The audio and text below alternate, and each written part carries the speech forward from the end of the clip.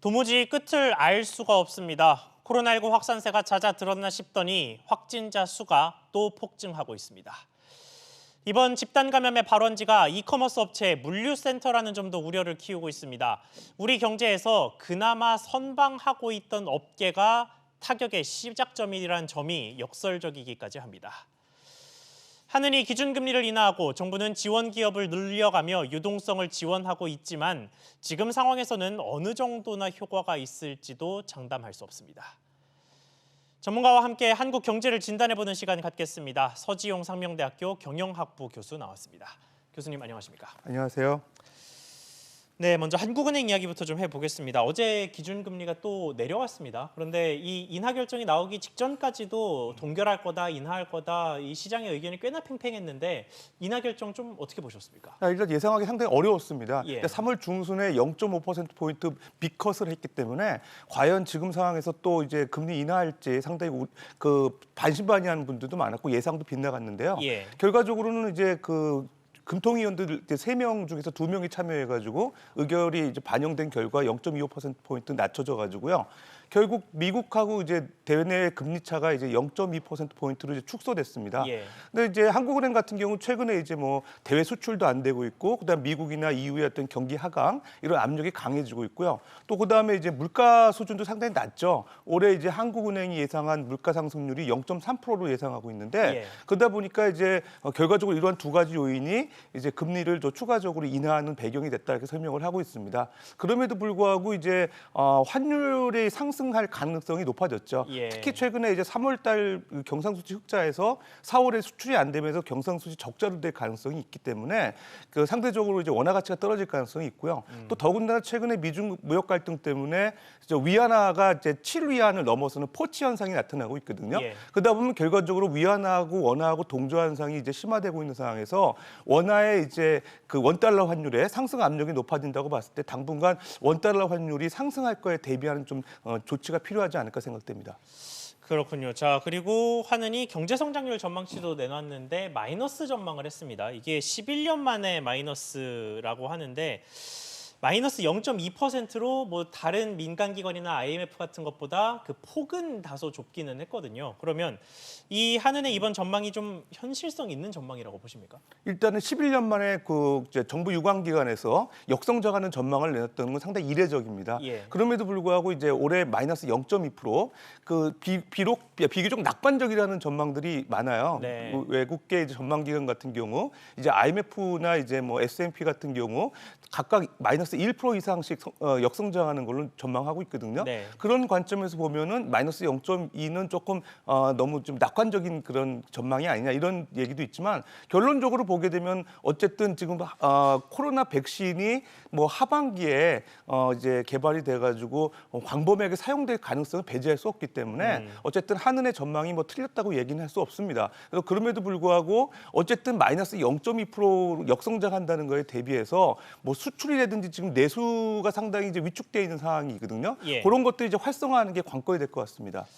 알겠습니다. 자, 저희 수출 이야기를 좀 더 해보기 전에 고용 먼저 이야기를 좀 해보겠습니다. 일자리가 너무 불안한 상황인데 최근 발표된 통계를 보니까 1인 이상 사업체에서 일하는 고용자 수가 2달 연속으로 감소세를 기록했다고 하더라고요. 우선 전반적인 고용 시장 좀 어떻게 보고 계십니까? 예, 고용 시장 상당히 위축되어 있습니다. 특히 이제 코로나19가 확산되는 이제 2월, 3월 이후부터 상당히 이제 고용이 감소하고 있고요. 최근에 이제 고용노동부가 28일 날 발표했죠. 4월 사업자 노동력 조사 결과 거기에 보게 되면 그 종사자 1인 이상의 국내 사업체 정체 종사자 수가 작년 동월보다 36만 5천 명이나 감소했다고 그래요. 그러니까 실제로 이제 어떻게 보면은 감소한 게 이제 구체화되고 있고요. 3월 이후부터. 그래서 특히 저 우려할 만한 사항은 대기업을 이제 포함해서 300인 이상 그런 사업체 종사자 수가 오히려 1% 증가한 반면에 예. 300인 미만 중소기업 종사하는 분들은 마이너스 2.4% 감소했거든요. 그러니까 중소기업이 더 크게 타격을 받았다. 예, 그러니까 코로나19로 인해 가지고 직접적으로 타격을 받는 그런 업체들이 영세 사업체라는 거죠. 그런 입장에서 상당히 이제 고용의 어떤 양극화가 일어날 가능성이 있고요. 어쨌든 영세 사업자의 근무하시는 이런 그 노동자들의 어떤 처우가 상당히 불안해진 건 사실인 것 같습니다.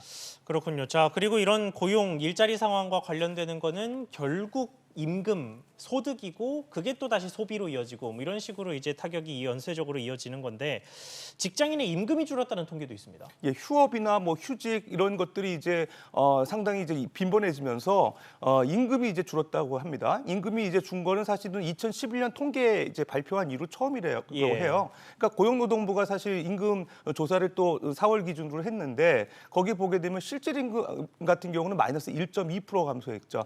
명목 임금으로 보기에는 마이너스 0.1% 감소했으니까 얼마 감소 안 한 것 같은데 실제로 실질 임금이 중요하다고 봤을 때 마이너스 1% 이상 사실은 이제 감소한 거는 꽤 큰 수치고 네. 뭐 통계 이후에 상당히 이제 임금이 이제 감소한 거는 좀 이례적이기 때문에 어쨌든 그 임금 근로자들의 어떤 그 이제 소득 상황이 상당히 안 좋아진 상황입니다. 그렇군요. 자, 그리고 한국경제연구원에서 발표한 자료가 하나 있는데 성장률이 1%포인트가 떨어지면 취업자가 45만 명 줄어든다. 이런 보고가 있습니다. 근데 앞서 저희가 하는 이야기를 했지만 원래 하는이 2.1%에서 마이너스 0.2로 2% 넘게 지금 성장률을 내렸단 말이죠.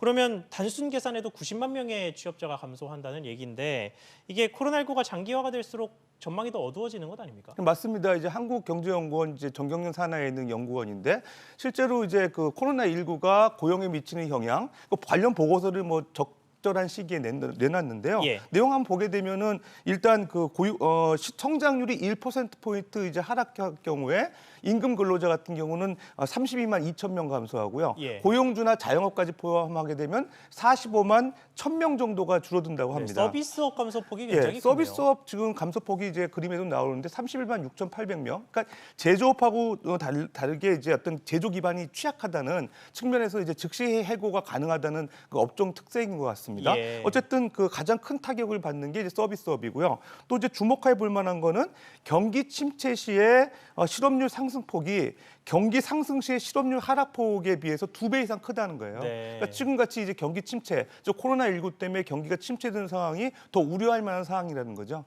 그다음에 이제 한국경제연구 같은 경우는 뭐 대책도 좀 내놨습니다. 그래서 지금 어쨌든 우리나라의 그 법인세율이 좀 높다는 거예요. 우리 법인세율이 지난 한 3년 전에 25%로 인상을 했었거든요. 근데 지금 OECD 기준으로 보게 되면 한 23.5% 정도이기 때문에 우리가 좀 높죠. 예. 그거를 이제 국제 이제 어떤 글로벌 수준으로 좀 낮추고 그다음에 이제 투자 세액 공제, 연구 개발에 대한 세액 공제를 조금 좀 확대해야 된다 얘기를 하고 있습니다. 현재 작년 같은 경우 대기업은 지금 1%에서 2% 세액 공제율을 올렸고요. 네. 중견 중소기업 같은 경우 10%까지 이제 인상한 상황이기 때문에 그걸 조금 더 이제 확대해야 되지 않느냐. 그래서 대기업 관련 그 연구원이기 때문에 대기업 중심으로 봤을 때 2% 이상 올려야 된다. 그런 이제 제안을 한 것 같습니다.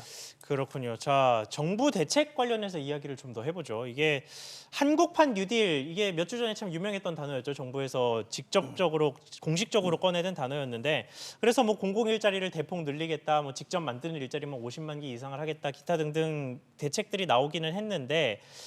하지만 이 일자리의 품질이 제대로 된 것이겠느냐, 뭐 허드렛일만 시키고 조금만 일 시켜서 뭐 용돈벌이 정도만 되는 것 아니냐, 뭐 이런 식의 의혹과 비판들이 참 많아요. 이 부분은 좀 어떻게 보십니까? 예, 좀 아쉬운 부분인데요. 정부가 많이 신경 쓰는 재정 일자리 사업에 대한 질적 측면이 좀 약하다는 그런 보고죠. 고용노동부가 이제 국무회의에서 이제 보고한 자료에 의하면 예. 최근에 이제 작년이죠. 작년에 정부가 진행한 110개 사업 중에서 가장 최고 등급을 받은 S등급 그게 한 11개밖에 안 된다고 그럽니다. 예. 그러니까 결과적으로 S등급, A등급, B등급, C등급, D등급에서 C등급, D등급을 받은 그런 그 비중이 전체 35%에 달한다는 거죠. 그러니까 네. 110개 일자리 중에서 한 3개 정도가 결과적으로 부실하다 이런 평가를 받고 있어요. 근데 이제 정부가 재원을 한 21조 2천억 정도를 투자를 해가지고 참여한 인원이 한 740만 명 정도 되거든요. 예. 상당히 야심차게 이제 준비한 그런 재정 일자리 사업인데 내용은 좀 부실했다. 그럼 향후에도 이제 코로나19 관련돼 가지고 이제 한국형 뉴딜 정책을 시행할 때 좀 참고하고 보완해야 될 점이 아니냐 이런 평가가 나오고 있습니다. 그렇군요. 자, 이번엔 업계 관련으로 직접 좀 들어가 보겠습니다. 결국은 경기가 제대로 살고 좋은 일자리가 창출되기 위해선 정부가 급하게 만들어서 공급해주는 일자리가 아니라 민간에서 일자리가 좀 늘어나줘야 할 것 같은데 자, 문제는 수출도 어렵고 내수 살리기도 녹록치 않아서 뭐 기업들 보고 무작정 채용해라 이렇게 할 수가 없다는 얘기입니다. 그래서 그런지 정부가 대책 하나를 내놨습니다. 이 자동차 부품업계에 보증을 서준다라는 계획이 나왔는데 이 의도를 좀 어떻게 해석을 해야 될까요? 일단 그 자동차 부품업체들 상당히 지금 경기가 안 좋습니다. 그래서 가동률 측면에서 보면 올해 3월 달에 이제 70%가 가동이 되다가 지금 5월 들어가지고는 30%밖에 가동이 안 된다 그래요. 예. 경기가 상당히 어렵죠. 완성차 업체가 부진하니까 일단 실질적으로 이제 부품업체가 더 어려워진 겁니다. 네. 그래서 정부가 어제죠 제5차 비상경제 중대본 회의를 열어가지고 자동차 부품업계에 대한 그 지원을 하겠다 그 발표를 했습니다. 내용 보게 되면은 이제 그 5천억 원 규모의 그 상생 특별 보증을 결정했습니다. 그러니까 실제적으로 유동성 지원을 좀 적극적으로 해주겠다는 얘기고요. 쉽게 말하면 은행 가서 대출 받을 때 거절 안 당하게끔 그렇습니다. 보증 신용등급이 많이 서준다라는 떨어졌거든요. 얘기인 거죠? 예. 신용등급 보강해주겠다는 거고 5천억 정도를 출연하는데 실제로 이제 정부가 한 200억, 그때 완성차 업체가 한 200억, 지자체에서 한 50억 정도 출연하는 걸로 좀 확정이 됐고요. 예. 결론적으로 이제 그 부품업체의 어떤 유동성 지원을 통해서 해당 업체들이 좀 그 정상적으로 가동할 수 있는 계기는 마련됐다고 생각이 됩니다.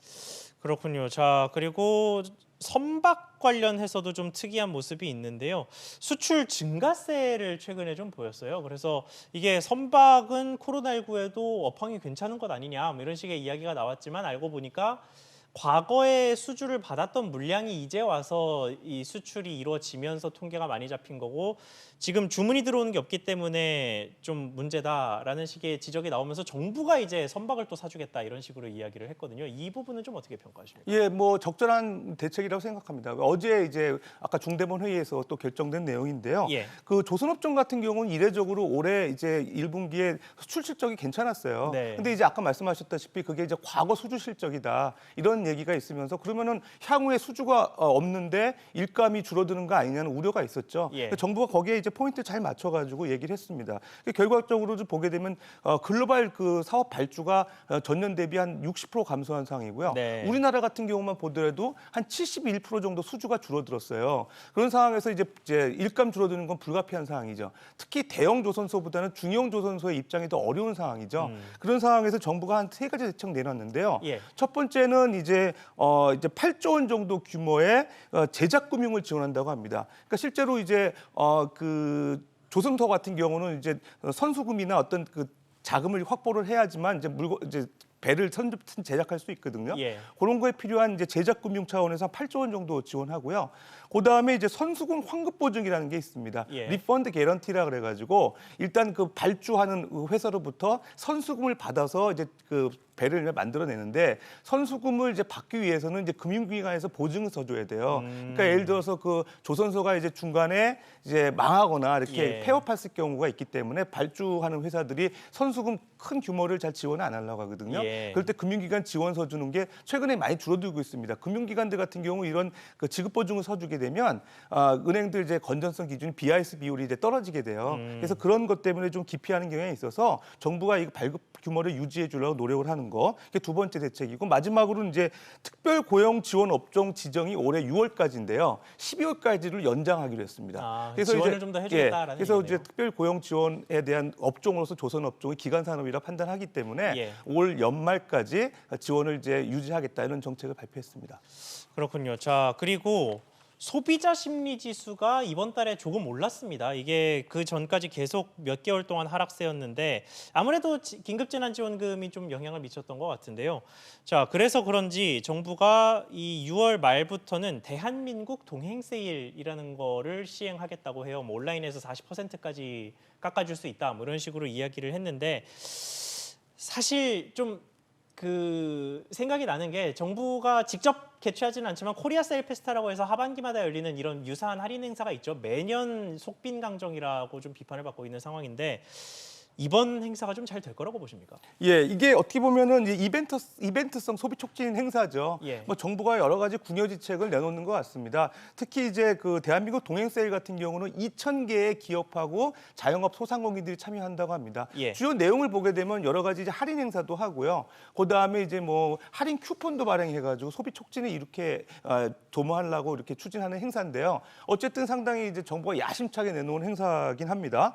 그럼에도 불구하고 이 행사 행사가 성공적으로 이루어지기 위해서는 좀 구체적인 어떤 조치들이 필요하다는 얘기도 네. 있고 항상 이렇게 단발성으로 끝나는 할인 행사보다는 상시적인 대책이 필요하다는 얘기들이 나오고 있는데요. 네. 그 상시적인 대책에 대한 얘기를 조금 드리면은 어쨌든 적극적인 소비를 위해서는 지금 부가세 환급 대상을 좀 확대해야 된다는 얘기가 하고 있습니다. 결과적으로 이제 매입세액이 매출세액보다 높을 때 부가세를 이제 환급해주게 되는데 네. 그게 이제 부가세 환급 기간이 지난 다음에 30일 정도 지난 후에 이제 부가세 환급을 하거든요. 근데 최근에 보게 되면 좀 이게 조기에 환급해주는 대상들을 뭐 코로나19 때문에 피해를 본 업종이라든가 혁신 중소기업으로 이제 대상을 늘렸는데 예. 그걸 좀 일반 기업으로 확대할 필요가 있는 거죠.